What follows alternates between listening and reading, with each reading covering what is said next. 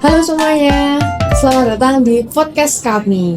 Podcast ini akan membahas tentang strategi bisnis. Tapi tenang ya teman-teman, karena nggak akan kaku dan nggak bakalan bikin kamu ngantuk.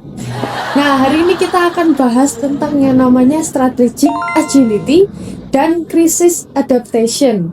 Bahasa sederhananya itu kayak gimana sih caranya perusahaan itu tetap waras waktu kondisi lagi chaos di Indonesia ataupun di secara global. Karena di Indonesia itu krisis itu kayak hujan, jadi datangnya itu sering mendadak dan bikin panik. Nah, bersama saya di sini sudah ada dua narasumber kita. Silakan perkenalan diri. Halo, perkenalkan nama saya Andre Santiago Usmanio. Kali ini saya akan membahas tentang strategi dan respon krisis dari beberapa perusahaan yang ada. Halo, saya Cecilia Permatasari. Di podcast ini saya akan berfokus kepada dampak dan angka-angka atau hasilnya. Oke, nah sebelum kita bedah ke perusahaannya, kita simak teorinya secara singkat dulu ya. Jadi kan tadi di awal saya sudah bilang topiknya strategic agility. Nah, itu tuh merupakan kemampuan perusahaan untuk cepat sadar, ambil keputusan dan cepat berubah saat dunia atau kondisi ekonomi lagi kritis. Nah, definisinya menurut dari Ahmad tahun 2020 merupakan sebuah kemampuan organisasi untuk meninjau ulang dan menyesuaikan strategi secara dinamis dalam menghadapi perubahan cepat lingkungan bisnis. Nah, yang selanjutnya, dynamic capabilities. Dalam teori dynamic capabilities dikutip dari jurnal internasional oleh Daniel Elstrom pada tahun 2021, ada 3 tahap. Yang pertama itu adalah sensing. Sensing adalah sadar akan adanya krisis. Yang kedua itu adalah seizing, yaitu mengambil keputusan pas terjadinya krisis. Dan yang ketiga itu transforming, yaitu benar-benar berubah dengan adanya krisis ini. Begitu. Ya, jadi kalau cuma sadar tapi nggak berubah itu bukan agility, tapi itu namanya perusahaan itu cuma berharap krisis itu selesai atau capek sendiri. Nah, yuk kita simak untuk strategi perusahaan-perusahaan yang sadar akan krisis dan juga berubah. Oke, sekarang kita akan masuk ke studi kasus satu perusahaan. Perusahaan pertama yaitu adalah BRI dengan kode saham BBRI. Nah, jadi UMKM goyang di Indonesia. Nah, bank itu juga ikut deg-degan ya.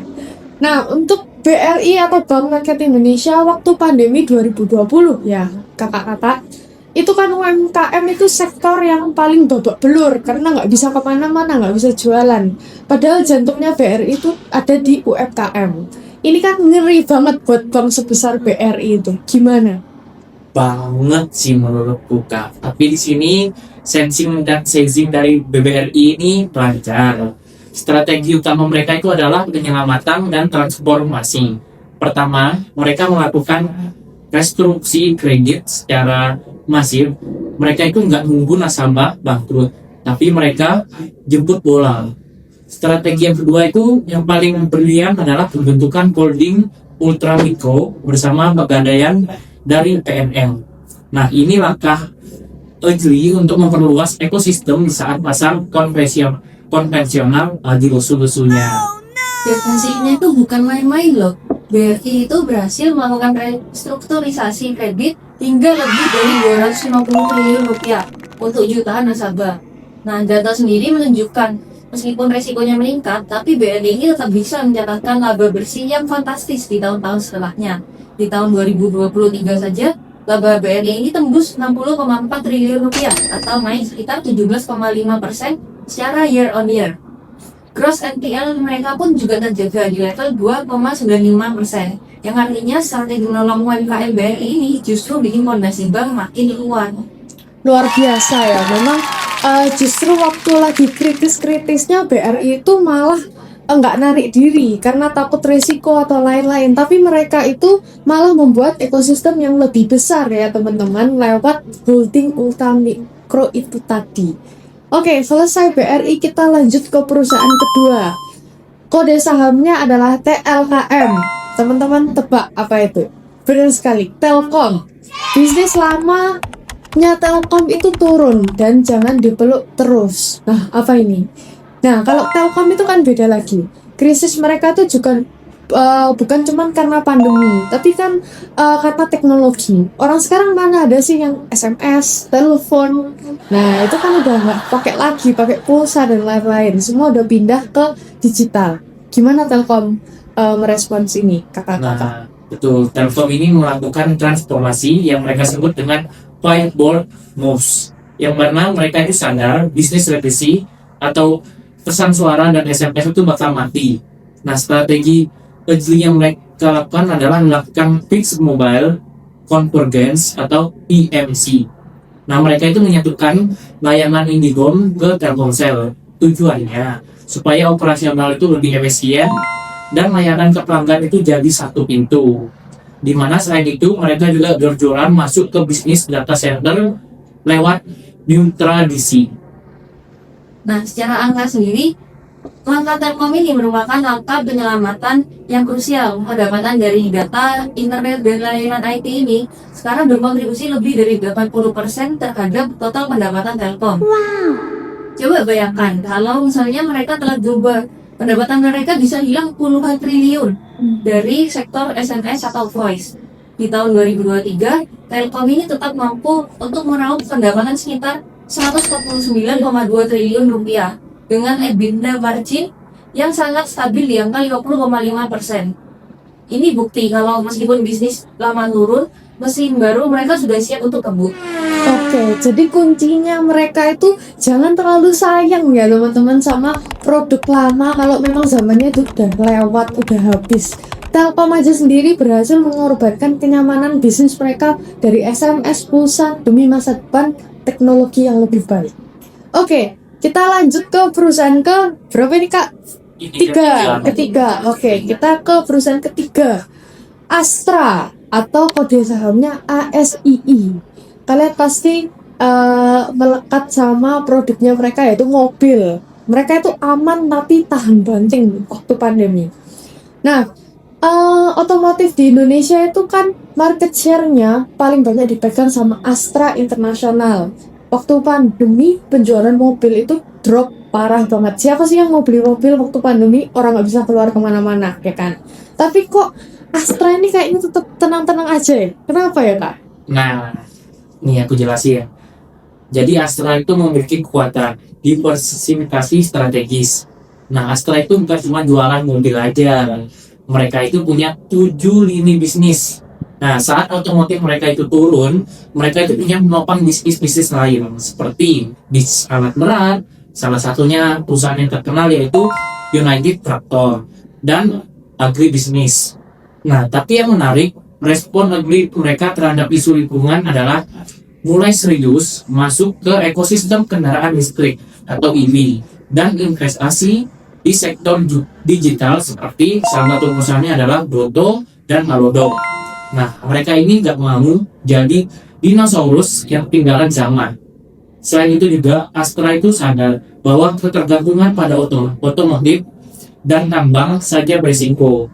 Makanya mereka masuk kepada bisnis perbankan digital dengan mengakuisisi Bank Jasa Jakarta atau disingkat BJJ senilai 3,9 triliun dan meluncurkan bisnis bank baru yaitu yang bernama Bank Sagu di akhir tahun 2023. Nah, strateginya unik yaitu untuk mengincar segmen solopreneur atau orang yang punya side hustle. Nah, jadi Astra sendiri itu bukan cuma main dua kaki, tapi banyak kaki strateginya. Dan ini ampuh loh. Di saat penjualan mobil domestik main turun, pendapatan Astra di tahun 2023 ini justru melonjak sampai 316,6 triliun rupiah. Nah, itu kan banyak banget ya. Nah, laba bersihnya ini mencapai 33,8 triliun rupiah, naik 16% dari tahun sebelumnya. Kontribusi dari segmen alat berat dan pertambangan atau UMTR ini sangat membantu saat pasar otomotif ini lagi challenging. Nah, strategi perbankan Astra ini juga lancar, di mana hanya dalam 1 tahun Bank Saku dari Astra ini berhasil merangkul hampir 2 juta nasabah, di mana 40%-nya itu solopreneur, mulai dari layanan cicilan mobil sampai tabungan harian. Untuk Astra Financial ini juga sampai menyumbang laba yang solid bagi grup Astra, Di mana di kuartal 3 tahun 2025 sendiri, laba bersih Astra ini tetap kuat di angka 24,5 triliun rupiah berkat kontribusi jasa keuangan dan otomatis yang resilient dari Astra. Inilah definisi equity lewat struktur portofolio yang seimbang. Oke, istilahnya itu jangan nggak taruh semua telur dalam satu keranjang ya. Jadi pas satu keranjang itu jatuh, masih ada telur di keranjang lain yang bisa dimasak. Unik ya strateginya ini. Kita lanjut ke perusahaan yang terakhir, yaitu bank juga. Tapi banknya ini mandiri, jadi namanya Bank Mandiri. Nah, bank besar itu juga harus cepat. Nah, Bank Mandiri ini kan besar, biasanya itu gerakannya lambat karena ada birokrasi dari pemerintahan. Tapi Mandiri ini akhir-akhir ini beda banget loh teman-teman.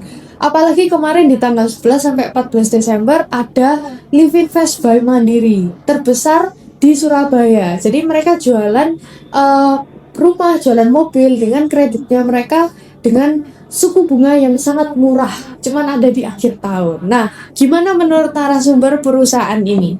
Nah, jadi perusahaan Bank Mandiri ini melakukan strategi agility lewat digitalisasi radikal.